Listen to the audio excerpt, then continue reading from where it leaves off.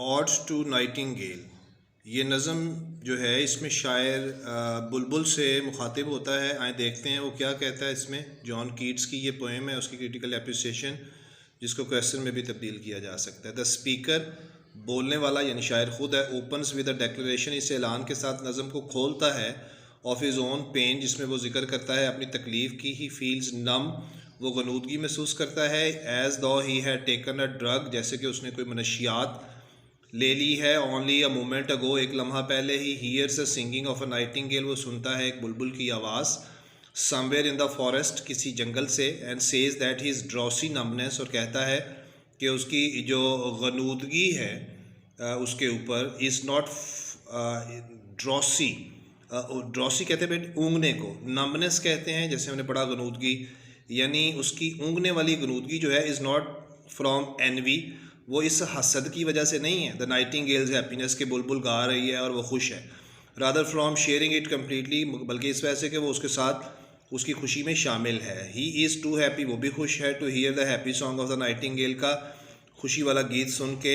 Amid green trees and shadows, दरमियान उस सबज़ दरख्तों के और उनके साए के। In the second stanza the speaker longs for the oblivions of alcohol, दूसरे स्टेंजे में बात करने वाला शायर ख्वाहिश करता है ऑब्लीवियन के, हर चीज़ गैर वाज़े हो जाए, ऑफ अल्कोहल, उस शराब और अल्कोहल की वजह से जो उसने पी है। Expressing his wish for wine, शायर इजहार करता है शराब के लिए अपनी ख्वाहिश का। अ ड्राफ्ट ऑफ विंटेज, एक घूंट, ड्राफ्ट घूंट को कहते हैं, विंटेज कहते हैं मीठी शराब के घूंट की ख्वाहिश करता है।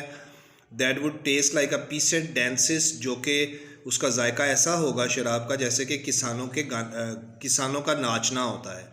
And let him leave the world unseen, और कहता है मैं ये शराब का घूंट पी के मीठी का दुनिया को बगैर देखे छोड़ना चाहता हूँ। And disappear into the dim forest with the Nightingale, और गायब हो जाना चाहता हूँ इस मदम जंगल में जिसमें बुलबुल इस वक्त गुम हुई है। For in the third stanza he explained his desires to fade away, तीसरे स्टैंजे में वो वजाहत करता है उस ख्वाहिश की जिसमें वो मरना चाहता है, फेड अवे, गायब हो जाना चाहता है। To forget the weariness, the fever and the fret of the human life, जिसमें वो भूल जाना चाहता है। वीरीनेस, थकावट, फीवर, बुखार इस दुनिया का, हकीकी दुनिया का जो वाकई बीमार और थकी हुई दुनिया है। And the fret of human life, और दौर जदीद में जो इंसानी ज़िंदगी को मिलने वाले झटके हैं उनसे। Because here in this world youth grow pale, क्योंकि इस दुनिया में शायर कहता है कि जो नौजवान जब जवान होते हैं, ग्रोस पेल, उनका रंग जर्द होता है। एंड स्पेक्टर थिन, और भूत की तरह वो पतले होते हैं। एंड डाइज, और मर जाते हैं। अफसोस नौजवानों की ज़िंदगी पे आज के दौर की। And beauty can not keep her lustrous eyes, और ख़ूबसूरती नहीं कायम रख सकती अपनी चमकती हुई आँखों को। In the fourth stanza the speaker tells the nightingale to fly away, चौथा स्टैंजे में शायर कहता है बुलबुल से कि तुम उड़ के गायब हो जाओ कहीं। एंड ही विल फॉलो, वो तुम्हारा पीछा करेगा। नॉट थ्रू अल्कोहल, शराब के ज़रिए नहीं। नॉट शैरिएटेड, ना ही बग्गी के ज़रिए। बाय द बकाशो, ये एक यूनानी देवता है। एंड हिज पार्ट, और उनके घोड़े, यानी इसका मतलब चीते हैं। चीते लगी बग्गी में, जो बकाशियोस जो देवता था यूनानी, वो उसमें सफ़र करता था शराब पी के। कहता नहीं, उसके साथ उस बग्गी में बैठ के मैं तुम्हें फॉलो नहीं करूँगा। But through the व्यूलेस wings of poetry, बल्कि ना नज़र आने वाले जो पर हैं शायरी के, उसमें। He feels he is already with a nightingale and describes the forest glade, शायर महसूस करता है कि वो पहले ही बुलबुल के साथ है, और बयान करता है जंगल के ग्लेड रास्ते। Where even the moon light is hidden by the trees, जहाँ पे चाँद की रोशनी भी नहीं आ रही दरख्तों के झुंड की वजह से। Except the light that breaks through, सवाए उस रोशनी के जो नीचे आती है। When the breeze blow the branches, जब हवा दरख्तों की शाखों को हिलाती है। द फिफ्थ स्टैंजा, पाँचवें स्टैंजे में द स्पीकर सेज, शायर कहता है हालांकि he cannot see the flowers in the glade, वो रास्ते में पड़े फूलों को नहीं देख सकता। Yet he can guess them, लेकिन वो उसका अंदाज़ा लगा सकता है। इन इम्बेल्म्ड डार्कनेस, इस खुशबूदार अंधेरे में, क्योंकि फूलों की खुशबू तो महसूस हो रही है। बिकॉज ऑफ देयर फ्रेगनेंस, उनकी खुशबू की वजह से। In the sixth stanza the speaker listens in the dark to the nightingale, छठे स्टैंजे में शायर सुनता है अंधेरे के अंदर बुलबुल को। विद हाफ इन लव, आधी मोहब्बत का शिकार होके। विद आइडिया ऑफ डाइंग, मरने के ख्याल के साथ। And called death with soft names in many rhymes, और मौत को पुकारता है सॉफ्ट नेम, बड़े नरम नामों के साथ, बहुत सी अपने राइम्स मीन आशार में। Surrounded by the song of Nightingale, घिरा हुआ है शायर इस वक्त नाइटिंगेल के गीत के इर्द गिर्द। द स्पीकर थिंक्स, या शायर सोचता है, that the idea of death seems richer than ever, कि इस वक्त जो है वो मौत का ख्याल बड़ा अच्छा लग रहा है। And he longs to cease upon the midnight, और वो सीज मर जाना चाहता है आधी रात के वक्त, विद नो पेन, बगैर किसी तकलीफ़ के। वाल the Nightingale pores it's songs, जबकि बुलबुल उंडेल रही है अपने गाने एक्सटैटिकली, मुसरत में, रूहानी मुसरत के अंदाज में, फोर्थ आगे की तरफ यानी शायर की तरफ। इन दी सेवन्थ स्टैंजा, सातवें स्टैंजे में, the speaker tells the Nightingale that it is immortal, ये ना मरने वाली है, परिंदा ना मरने वाला है। That it was not born for death, ये मरने के लिए पैदा नहीं हुआ। He says that the voice he hears has always been heard, वो कहता है जो आवाज़ वो सुन रहा है बुलबुल की, वो आवाज़ पहले भी सुनी गई by ancient emperors and clowns, कदीम ज़माने के बादशाहों और क्लोन्स मीन उनके जो मुलाजम थे उनकी तरफ से, बाय होमसिक रुत, और उस घर की याद में तड़पने वाली रुत के ने भी इसको सुना। इन दी 8th स्टैंजा, 8वें स्टैंजे में, द वर्ड फॉर लॉरन, 8वें स्टैंजे में जो लफ्ज़ तन्हाई फॉर लॉरन है, टूल्स लाइक अ बेल, बजता है घंटी की तरह, टू रिस्टोर द स्पीकर, बहाल करने के लिए शायर को, from the nightingale to himself, कि वो नाइटिंगेल की दुनिया से खुद की दुनिया में आए। As a nightingale flies farther away, जैसे ही नाइटिंगेल उड़ के दूर चली जाती है, फ्रॉम हिम, उससे ही, लेमेंट्स, वो मातम करता है, that his imagination has failed him, कि उसके ख्यालात ने उसको नाकाम कर दिया। And he can no longer recall, अब वो मज़ीद नहीं याद कर सकता, whether the nightingale music was a vision, कि क्या नाइटिंगेल का गाना एक ख्याल था और अ वेकिंग ड्रीम, या जागते हुए वो ख्वाब देख रहा था। Now that the music is gone, अब उसका म्यूज़िक ख़त्म हो गया है। The speaker cannot recall weather he himself is awake और स्लीप, और शायद ये खुद अंदाज़ा नहीं लगा पा रहा कि वो जाग रहा था या सो रहा था। With ode to nightingale, Keats speaker's began his deepest exploration of the theme of creative expressions. Ode to nightingale में कीट्स स्पीकर जो है वो शुरू करता है अपनी गहरी सियाहत of the theme of creative expressions, के तख्लीकी तासुरात, कैसे तख्लीकी तासुरात के थीम्स को, and the mortality of human life, और इंसानी ज़िंदगी का फ़ानीपन। इन दिस ओड, इस नज़म में, the transience of life and the tragedy of old age, यानी ट्रांजेंस कहते हैं आर्जीपन ज़िंदगी का, और बूढ़ी उम्र में, जो बूढ़ी उम्र का अलमिया ट्रेजिडी, इज़ सेट अगेंस्ट, दोनों को एक दूसरे के मुखालफ रखा गया है, the eternal renewal of the nightingales fluid music, उस दायमी और अब्दी दोबारा ज़िंदा होने के साथ, उस बुलबुल के बहती हुई मौसीकी के साथ। Where palsy shakes a few sad last grey hairs, where youth grows pale and spectre thin and dies, thou was not born for death, immortal birds, जिसकी हम तर्जमा ट्रांसलेशन ऊपर पढ़ रहे हैं।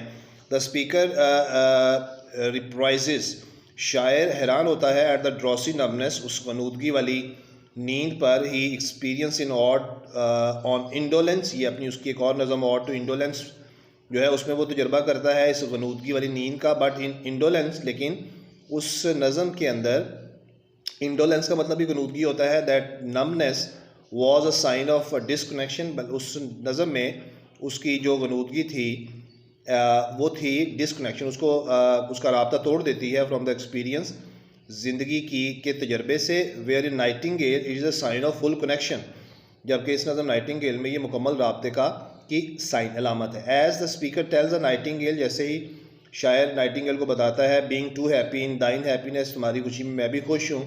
Hearing the song of the nightingale, the speaker longs to flee from the human world, longs ख्वाहिश करना, बुलबुल का गाना सुन के शायर ख्वाहिश करता है, फ्ली आज़ाद हो जाना इस इंसानों की ज़िंदगी से और दुनिया से, एंड ज्वाइन द बर्ड्स, और परिंदे की दुनिया को ज्वाइन करना चाहता है।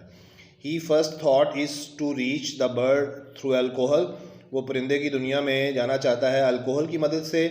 इन द सेकंड स्टैंजा, दूसरे स्टैंजे में, he longs for a draught of vintage, वो मीठी शराब के घूंट की ख्वाहिश करता है। टू ट्रांसपोर्ट हिम, कि वो उसको ले जाए सफ़र करवा कर, आउट ऑफ हिमसेल्फ, शायर के अंदर से, यानी उसकी रूह को निकाल के ले जाए। और शायद मरना भी चाहता था, बट आफ्टर हिज मेडिटेशन, लेकिन अपने मराकबे और गौर और फिक्र के बाद, on the transience of life, ज़िंदगी के आर्जीपन पर। इन द थर्ड स्टैंजा, तीसरे स्टैंजे में, he rejects the idea of being sedated by, वो इस नज़रिए को भी रद्द कर देता है कि वो बग्गी में जाएगा, by Bacchus and his pards, उसके लगे चीते लगी बग्गी के साथ, and chooses to embrace the viewless wings of poetry, और शायर इंतखाब करता है कि वो गले मिलेगा नाइटिंगेल की दुनिया से व्यूलेस विंग्स ऑफ पोइट्री, शायरी के ना नजर आने वाले परों के साथ। Since he refuse to follow the figures in the indolence, जबकि वो इनकार करता है पैरवी करने से उन शख्सियात की इन इंडोलेंस, अपनी नज़म इंडोलेंस में, with the rapture of poetic inspiration. Rapture कहते हैं खुशी, शायराना मुतासरपन की जो खुशी है, rapture. The speaker imagine himself, ये गलत लिखा हुआ है, काबू में ना आना, with the rapture of poetic inspiration, शायराना मुतासर हो जाने वाली खुशी, rapture. The speaker imagine himself with the bird in the dark and forest, शायर तस्वर करता है ख़ुद को उस परिंदे के साथ उस अंधेरे जंगल में। द एक्सटैटिक म्यूज़िक, वो रूहानी म्यूज़िक, इनकरेजेस द स्पीकर, हौसला बढ़ाता है शायर का, to embrace the idea of dying, कि वो मरने के ख्याल के साथ जा मिले। But when his meditation causes him to utter the word forlorn, लेकिन जब उसका गौर फिक्र वजह बनता है उसको अटर कहने के लिए ये लफ्ज़ फॉर लॉरन, तन्हाई, he comes back to himself, वो खुद में वापस आ जाता है, रिकग्नाइजिंग हिज फैंसी, अपने ख्याल को पहचान जाता है, फॉर वाट इट इज़, कि ये क्या है, an imagine escape from the inescapable, और वो तस्वर करता है उस फरार को जिससे फ़रार हासिल नहीं, यानी मरने से पहले हकीकी ज़िंदगी से फ़रार हासिल नहीं। Adieu the fancy cannot cheat so well as she is famed to do, deceiving elf, as a nightingale flies away, जैसे ही वो परिंदा उड़ के जाता है, the intensity of the speaker's experience, शायर की शिद्दत उस तजर्बे की, नाइटिंगेल की दुनिया की, हैज़ लेफ्ट हिम शेकन, उसको हिलता हुआ छोड़ देती है, अनएबल टू रिमेंबर, और नाअहल कर देती है याद करने को, whether he is awake or asleep, वो जाग रहा था या कि सो रहा था।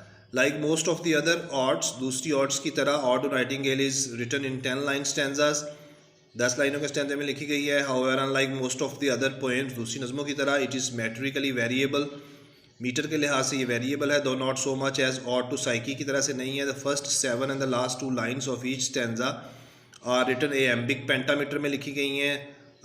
The 8th line of each stanzas is written in trimeter with only 3 accented syllables, and instead of 5, Nightingale also differ from the other odes as its rhyme scheme is same in every stanzas. From each stanza is Nightingale is rhymed A B B A B A B C D E C D E, Keats' most basic scheme throughout the odes. These are basically शायरी की कुछ तरतीबें हैं, कुछ devices हैं जो यहाँ इस्तेमाल की गई हैं। थीम डेथ इसमें है, आए देखते हैं इस पर भी क्या बात करता है वो। As the song of the nightingale soothe the speaker, जैसे कि नाइटिंगेल का गाना सुकून देता है शायर को, लाइक अ ड्रग, एक नशे की तरह, ही बिगन्स टू पॉन्डर डेथ, वो गौर करना शुरू कर देता है मौत के ऊपर, and yearns to fade away into the forest dim, और मध्यम जंगल में गायब हो जाना चाहता है। लाइन नंबर 20 में वो ये कहता है, and forget the weariness and the fever and the freight, और वो दुनिया की, हकीकी दुनिया की थकावट, बुखार और परेशानी और झटके जो हैं उसको भूल जाना चाहता है। ये बात वो लाइन नंबर 23 में करता है इस पोएम की, that are part of the everydays life, और ये हर रोज़ की ज़िंदगी का हिस्सा है इंसान की। At the time that Keats completed the poem, जब कीट्स ने ये नज़म कम्प्लीट की, death and its meanings were his constant companions, मौत और उसके मानी उसके मुस्तकिल साथी थे। For he was suffering from tuberculosis, उसके तपेदिक की बीमारी का वो शिकार था। That claim the life of his brother, जो कि उसकी इसी बीमारी ने उसके भाई की ज़िंदगी भी ले ली थी, फ्राम ट्यूबरक्लोसिस से। Brother on December 1 May 1818 in line 26 of the poem, Keats appears to refer his brother. Keats अपने भाई की तरफ इशारा करता है, when he writes that youth grows pale, कि नौजवान जो हैं वो इस हकीकी दुनिया में, और उसका भाई भी जब जवान हुआ तो वो जर्द था, और जर्द का कलर जो है वो मौत का कलर होता है। एंड स्पेक्टर थिन, और वो दुबला पतला था जिन भूत की तरह, एंड डाइज, और वो मार जाता है। Rest of the assignments of MA English part 1 and part 2 with proper translation in Urdu and Hindi are available in the playlist of my channel for the students of MA English part 1 part 2. See you next time in the next video. Bye bye.